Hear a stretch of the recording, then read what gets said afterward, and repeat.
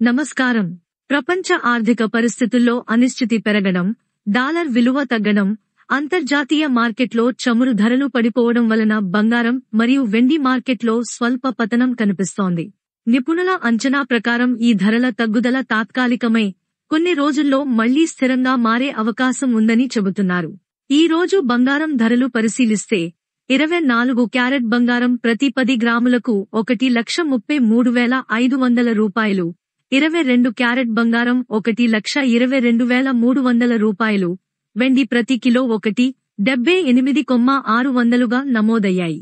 గత వారంతో పోలిస్తే బంగారం ధరలో 2,000 రూపాయలు వరకు తగ్గుదల ఉండగా, వెండి ధరలో సుమారు 17,400 రూపాయలు వరకు తేడా వచ్చింది.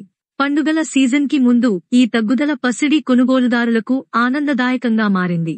ధనత్రయోదశి రోజున బంగారం కొనడం శుభదాయకమని నమ్మకం ఉండటంతో ప్రజలు పెద్ద ఎత్తున షాపింగ్కి సిద్ధమవుతున్నారు.